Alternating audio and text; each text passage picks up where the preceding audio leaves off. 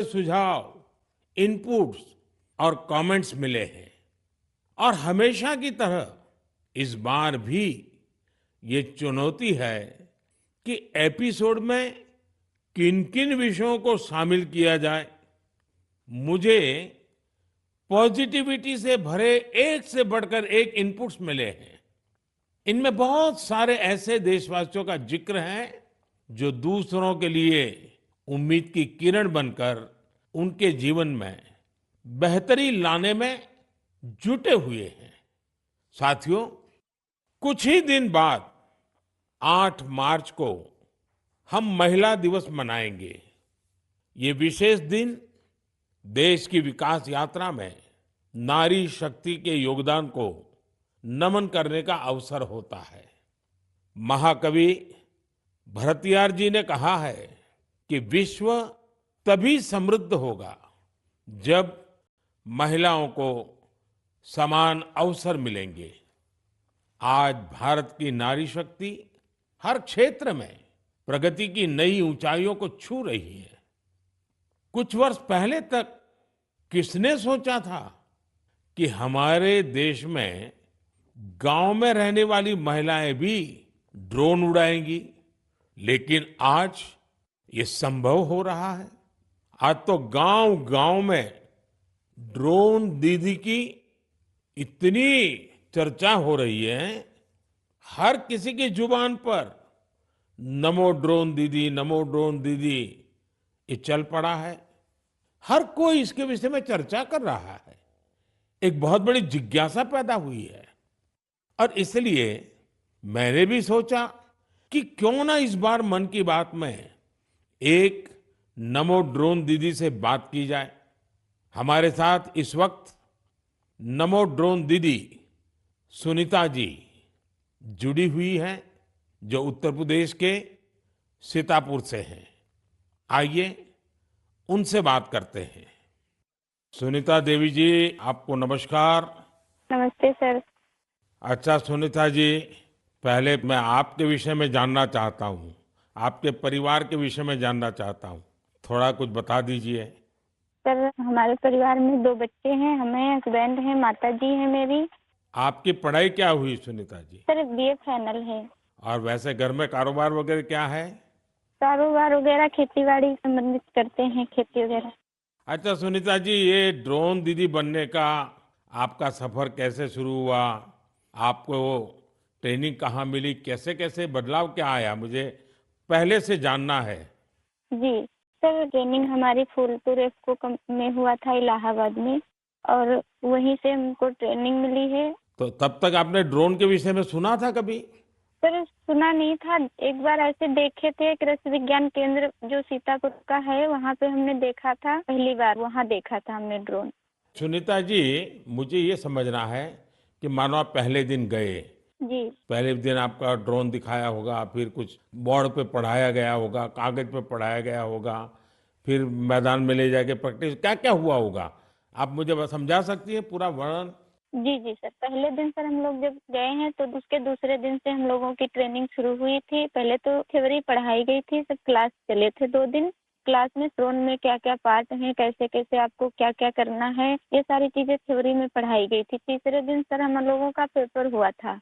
उसके बाद में फिर सर एक कंप्यूटर पे भी पेपर हुआ था। मतलब पहले क्लास चला, उसके बाद में टेस्ट लिया गया, फिर प्रैक्टिकल करवाया गया था हम लोगों का। मतलब ड्रोन कैसे उड़ाना है, कैसे-कैसे मतलब आपको कंट्रोल कैसे संभालना है, हर चीज़ सिखाई गई थी प्रैक्टिकल के तौर में। फिर ड्रोन काम क्या करेगा, वो कैसे सिखाया? सर, ड्रोन काम करेगा कि जैसे अभी फसल बड़ी हो रही, बरसात का मौसम या कुछ भी ऐसे बरसात में दिक्कत होती, खेत में फसल में हम लोग घुस नहीं पा रहे हैं, तो कैसे मजदूर अंदर जाएगा। तो इसके माध्यम से हम बहुत फायदा किसानों को होगा और वहाँ खेत में घुसना भी नहीं पड़ेगा। हमारा ड्रोन जो हम मजदूर लगा के अपना काम करते हैं, वो हमारा ड्रोन से मेड़ पे खड़े होके हम अपना वो कर सकते हैं। कोई कीड़ा मकोड़ा अगर खेत के अंदर है, उससे हमें सावधानी भी बरतनी रहेगी, कोई दिक्कत नहीं हो सकती है। और किसानों को भी बहुत अच्छा लग रहा है। सर, हमने 35 एकड़ स्प्रे कर चुके हैं अभी तक। तो किसानों को भी समझ है कि इसका फायदा है? जी सर, किसानों को बहुत संतुष्ट होते हैं, कह रहे हैं बहुत अच्छा लग रहा है। समय का भी बचत होता है, सारी सुविधा आप खुद देती हैं, पानी, दवा सब साथ साथ में रखती हैं और हम लोगों को सिर्फ आके खेत बताना पड़ता है कि कहाँ से कहाँ तक मेरा खेत है और सारा काम आधा घंटे में ही निपटा देती। तो ये ड्रोन देखने के लिए और लोग भी आते होंगे फिर तो। सर बहुत भीड़ लग जाती है ड्रोन देखने के लिए, बहुत सारे लोग आ जाते हैं। जो बड़े बड़े फार्मर्स लोग हैं वो लोग नंबर भी ले जाते हैं कि हम भी आपको बुलाएंगे इस तरह के लिए। अच्छा, क्योंकि मेरा एक मिशन है लखपति दीदी बनाने का। अगर आज देश भर की बहनें सुन रही हैं तो एक ड्रोन दीदी आज पहली बार मेरे साथ बात कर रही है, तो क्या कहना चाहेगी आप? जैसे आज मैं अकेले ड्रोन दीदी हूँ तो ऐसे ही हजारों बहनें आगे आए कि मेरे जैसे ड्रोन दीदी वो भी बने। और मुझे बहुत खुशी होगी कि जब मैं अकेली हूँ मेरे साथ में और हजारों लोग खड़े होंगे तो बहुत अच्छा लगेगा कि हम अकेले नहीं, बहुत सारे लोग हमारे साथ में ड्रोन दीदी के नाम से पहचानी जाती हैं। चलिए सुनीता जी, मेरी तरफ से आपको बहुत बहुत बधाई। ये नमो ड्रोन दीदी ये देश में कृषि को आधुनिक बनाने का एक बहुत बड़ा माध्यम बन रही है। मेरी बहुत बहुत शुभकामनाएं। Thank you sir. Thank you. साथियों, आज देश में कोई भी क्षेत्र ऐसा नहीं है जिसमें देश की नारी शक्ति पीछे रह गई हो। एक और क्षेत्र जहां महिलाओं ने अपनी नेतृत्व क्षमता का बेहतरीन प्रदर्शन किया है वो है प्राकृतिक खेती, जल संरक्षण और स्वच्छता। केमिकल से हमारी धरती माँ को जो कष्ट हो रहा है, जो पीड़ा हो रही है, जो दर्द हो रहा है, हमारी धरती माँ को बचाने में देश की मातृशक्ति बड़ी भूमिका निभा रही है। देश के कोने कोने में महिलाएं अब प्राकृतिक खेती को विस्तार दे रही है। आज अगर देश में जल जीवन मिशन के तहत इतना काम हो रहा है तो इसके पीछे पानी समितियों की बहुत बड़ी भूमिका है। इस पानी समिति का नेतृत्व महिलाओं के ही पास है। इसके अलावा भी बहनें बेटियां जल संरक्षण के लिए चौतरफा प्रयास कर रही हैं। मेरे साथ फोन लाइन पर ऐसी ही महिला है कल्याणी प्रफुल्ल पाटिल जी। ये महाराष्ट्र की रहने वाली है। आइए कल्याणी प्रफुल्ल पाटिल जी से बात कर उनका अनुभव जानते हैं। कल्याणी जी नमस्ते। नमस्ते सर जी, नमस्ते। कल्याणी जी, पहले तो आप अपने विषय में, अपने परिवार के विषय में, अपने कामकाज विषय में जरा बताइए।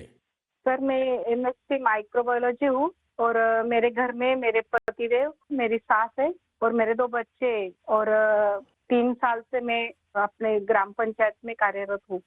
और फिर गांव में खेती के काम में लग गई क्योंकि आपके पास बेसिक नॉलेज भी है, आपकी पढ़ाई भी क्षेत्र में हुई है और अब आप खेती में जुड़ गई हैं।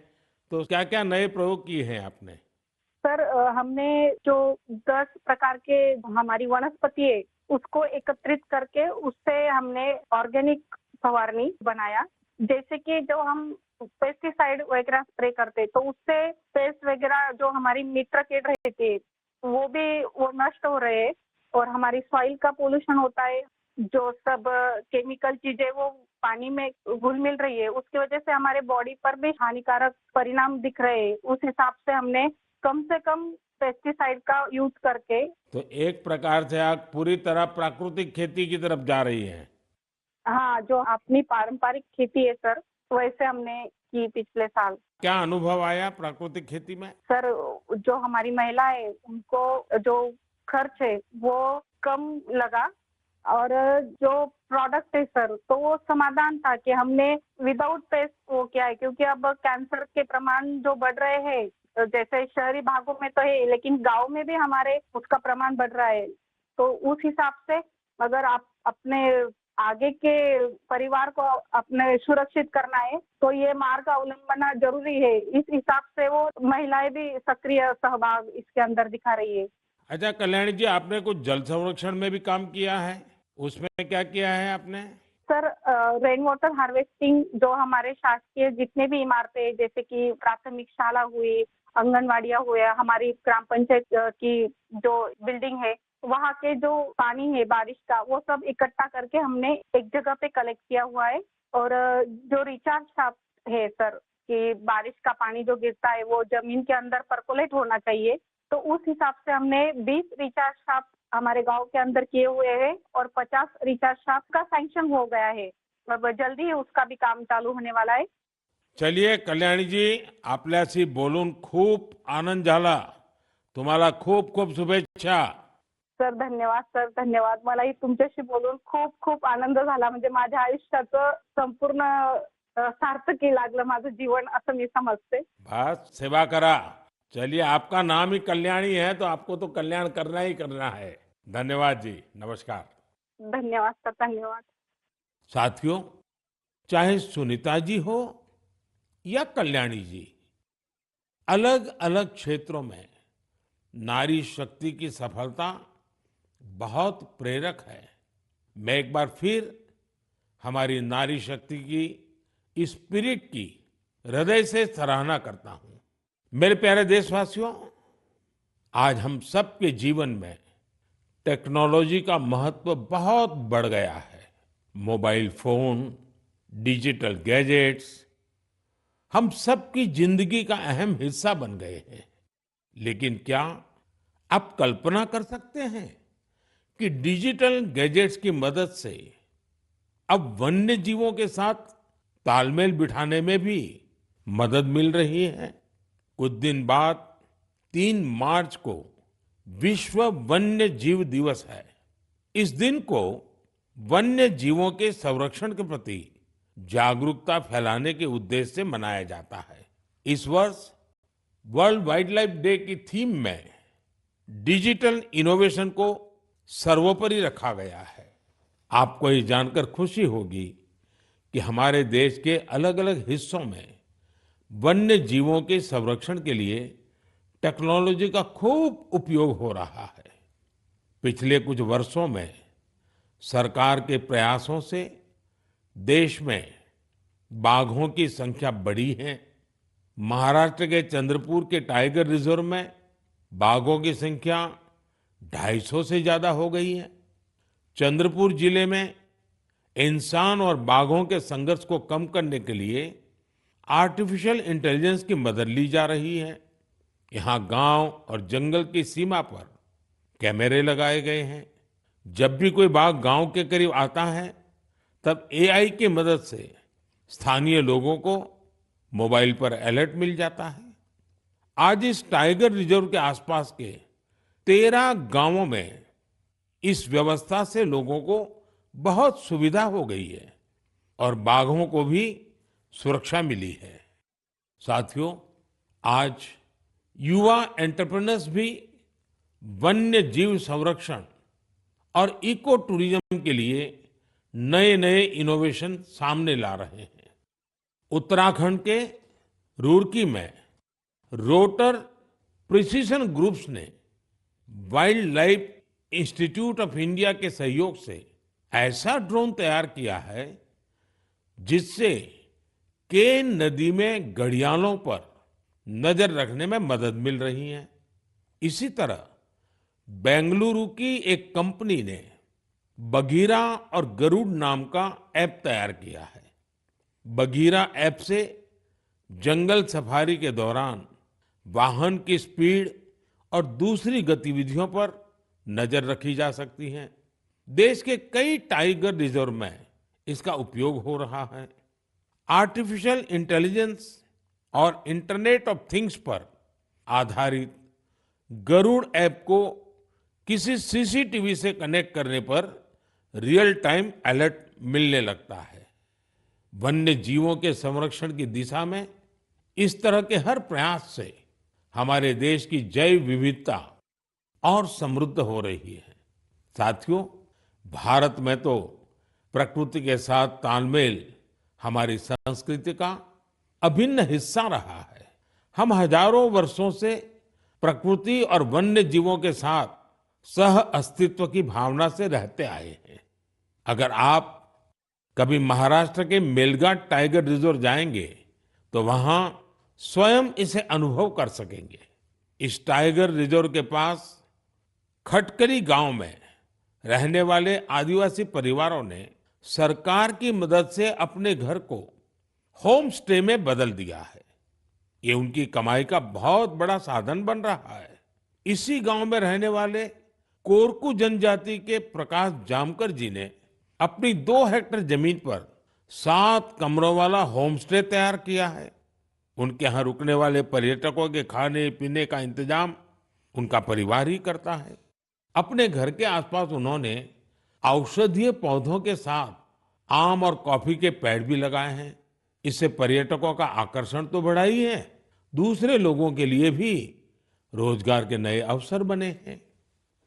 मेरे प्यारे देशवासियों, जब पशुपालन की बात करते हैं तो अक्सर गाय भैंस तक ही रुक जाते हैं, लेकिन बकरी भी तो एक अहम पशुधन है जिसकी उतनी चर्चा नहीं होती है।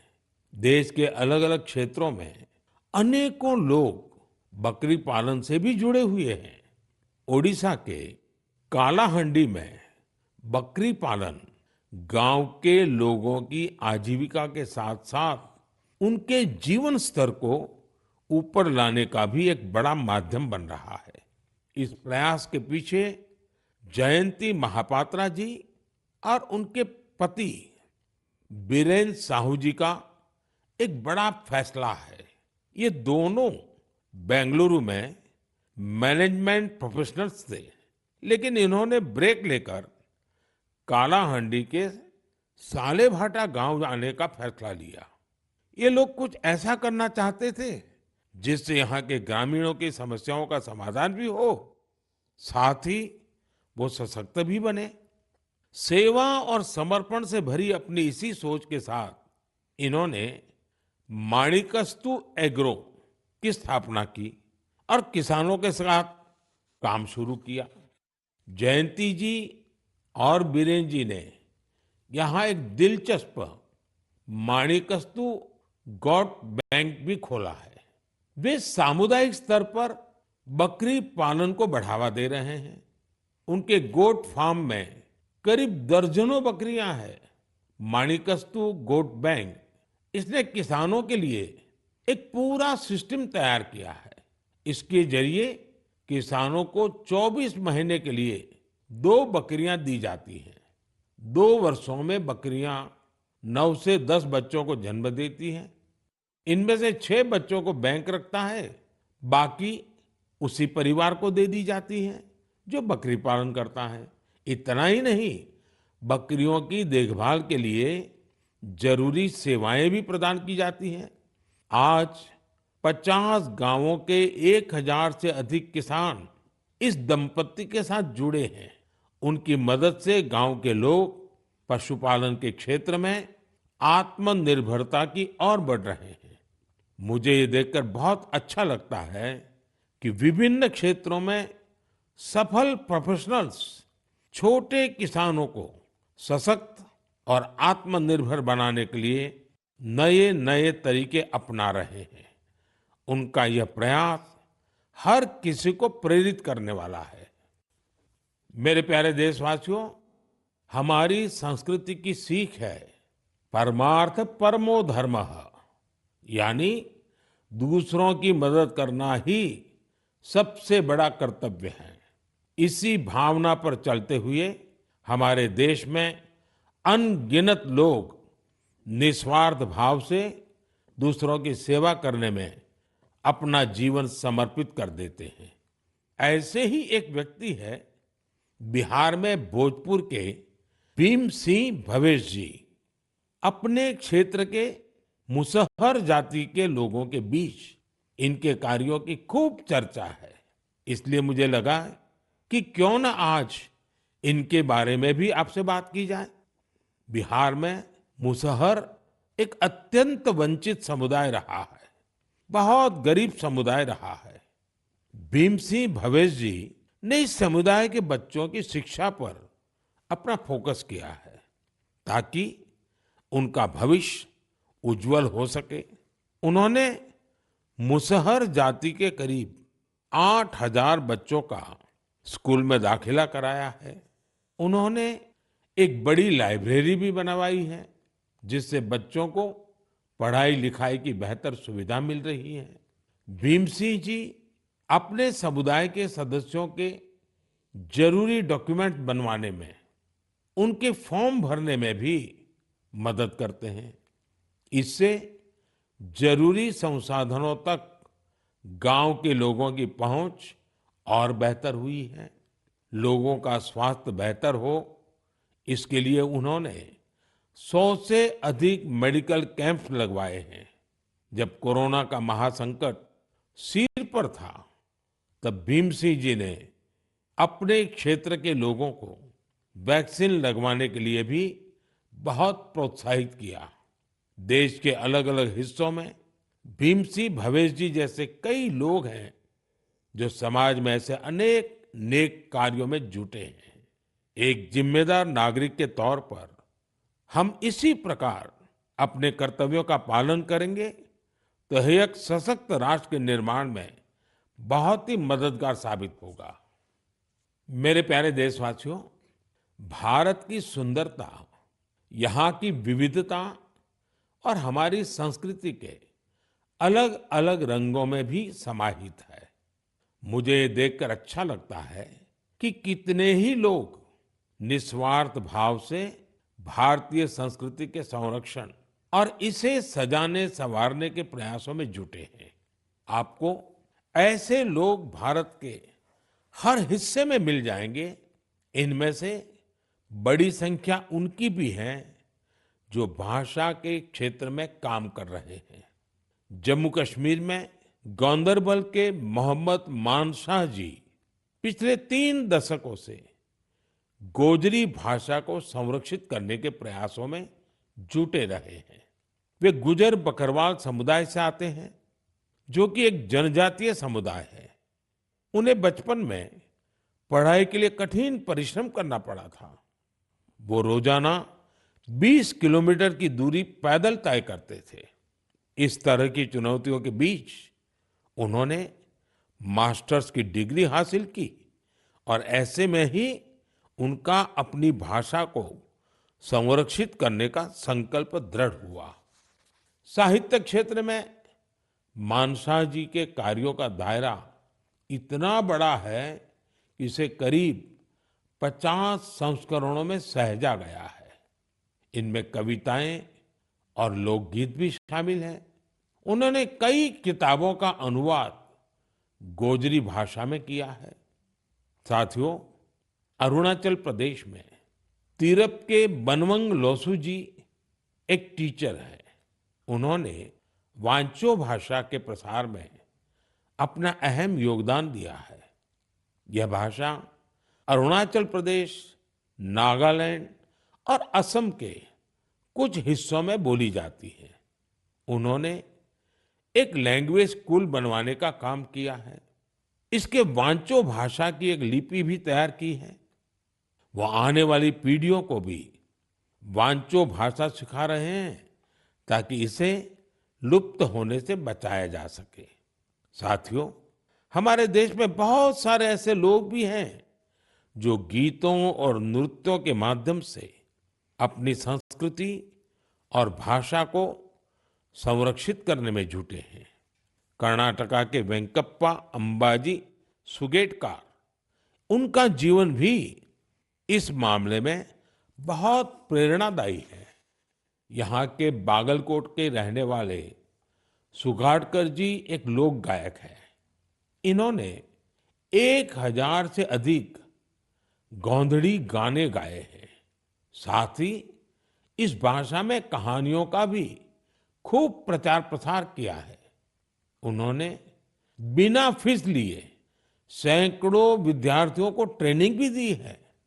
भारत में उमंग और उत्साह से भरे ऐसे लोगों की कमी नहीं जो हमारी संस्कृति को निरंतर समृद्ध बना रहे हैं। आप भी इनसे प्रेरणा लीजिए, कुछ अपना करने का प्रयास करिए। आपको बहुत संतोष का अनुभव होगा। मेरे प्यारे देशवासियों, 2 दिन पहले मैं वाराणसी में था और वहां मैंने एक बहुत ही शानदार फोटो प्रदर्शनी देखी। काशी और आसपास के युवाओं ने कैमरे पर जो मोमेंट कैप्चर किए हैं वो अद्भुत है। इसमें काफी फोटोग्राफ्स ऐसी हैं जो मोबाइल कैमरे से खींची गई थी। वाकई आज जिसके पास मोबाइल है वो एक कंटेंट क्रिएटर बन गया है। लोगों को अपना हुनर और प्रतिभा दिखाने में सोशल मीडिया ने भी बहुत मदद की है। भारत के हमारे युवा साथी कंटेंट क्रिएशन के क्षेत्र में कमाल कर रहे हैं। चाहे कोई भी सोशल मीडिया प्लेटफॉर्म हो, आपको अलग अलग विषयों पर अलग अलग कंटेंट शेयर करते हमारे युवा साथी मिल ही जाएंगे। टूरिज्म हो, सोशल कॉज हो, पब्लिक पार्टिसिपेशन हो या फिर प्रेरक जीवन यात्रा, इनसे जुड़े तरह तरह के कंटेंट्स सोशल मीडिया पर मौजूद है। कंटेंट क्रिएट कर रहे देश के युवाओं की आवाज आज बहुत प्रभावी बन चुकी है। उनकी प्रतिभा को सम्मान देने के लिए देश में नेशनल क्रिएटर्स अवार्ड शुरू किया गया है। इसके तहत अलग अलग कैटेगरीज में उन चेंज मेकर्स को सम्मानित करने की तैयारी है जो सामाजिक परिवर्तन की प्रभावी आवाज बनने के लिए टेक्नोलॉजी का उपयोग कर रहे हैं। यह कॉन्टेस्ट माई गॉव पर चल रहा है और मैं कंटेंट क्रिएटर्स को इससे जुड़ने के लिए आग्रह करूंगा। आप भी अगर ऐसे इंटरेस्टिंग कंटेंट क्रिएटर्स को जानते हैं तो उन्हें नेशनल क्रिएटर्स अवार्ड के लिए जरूर नॉमिनेट करें। मेरे प्यारे देशवासियों, मुझे इस बात की खुशी है कि कुछ दिन पहले ही चुनाव आयोग ने एक और अभियान की शुरुआत की है, मेरा पहला वोट देश के लिए। इसके जरिए विशेष रूप से फर्स्ट टाइम वोटर्स से अधिक संख्या में मतदान करने का आग्रह किया गया है। भारत को जोश और ऊर्जा से भरी अपनी युवा शक्ति पर गर्व है। हमारे युवा साथी चुनावी प्रक्रिया में जितनी अधिक भागीदारी करेंगे, इसके नतीजे देश के लिए उतने ही लाभकारी होंगे। मैं भी फर्स्ट टाइम वोटर से आग्रह करूंगा कि वह रिकॉर्ड संख्या में वोट करें। 18 का होने के बाद आपको 18वीं लोकसभा के लिए सदस्य चुनने का मौका मिल रहा है। यानी ये 18वीं लोकसभा भी युवा आकांक्षा का प्रतीक होगी। इसलिए आपके वोट का महत्व और बढ़ गया है। आम चुनावों की इस हलचल के बीच आप युवा न केवल राजनीतिक गतिविधियों का हिस्सा बनिए, बल्कि इस दौरान चर्चा और बहस को लेकर भी जागरूक बने रहिए। और याद रखिएगा, मेरा पहला वोट देश के लिए। मैं देश के इन्फ्लुएंसर्स को भी आग्रह करूंगा, चाहे वो खेल जगत के हो, फिल्म जगत के हो, साहित्य जगत के हो, दूसरे प्रोफेशनल्स हो या हमारे इंस्टाग्राम और यूट्यूब के इन्फ्लुएंसर्स हो, वो भी इस अभियान में बढ़ चढ़कर हिस्सा लें और हमारे फर्स्ट टाइम वोटर्स को मोटिवेट करें।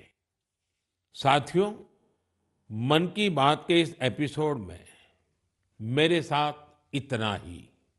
देश में लोकसभा चुनाव का माहौल है और जैसा कि पिछली बार हुआ था, संभावना है कि मार्च के महीने में आचार संहिता भी लग जाएगी। ये मन की बात की बहुत बड़ी सफलता है कि बीते 110 एपिसोड में हमने इसे सरकार की परछाई से भी दूर रखा है। मन की बात में देश की सामूहिक शक्ति की बात होती है, देश की उपलब्धि की बात होती है। ये एक तरह से जनता का, जनता के लिए, जनता द्वारा तैयार होने वाला कार्यक्रम है। लेकिन फिर भी राजनीतिक मर्यादा का पालन करते हुए लोकसभा चुनाव के इन दिनों में अब अगले 3 महीने मन की बात का प्रसारण नहीं होगा। अब जब आपसे मन की बात में संवाद होगा तो वो मन की बात का 111वां एपिसोड होगा। अगली बार मन की बात की शुरुआत 111 के शुभ अंक से हो तो इससे अच्छा भला क्या होगा। लेकिन साथियों, आपको मेरा एक काम करते रहना है। मन की बात भले 3 महीने के लिए रुक रहा है, लेकिन देश की उपलब्धियां थोड़ी रुकेंगी। इसलिए आप मन की बात हैशटैग के साथ समाज की उपलब्धियों को, देश की उपलब्धियों को सोशल मीडिया पर डालते रहें। कुछ समय पहले एक युवा ने मुझे एक अच्छा सुझाव दिया था। सुझाव ये कि मन की बात के अब तक के एपिसोड में से छोटे छोटे वीडियो YouTube शॉर्ट्स के रूप में शेयर करना चाहिए।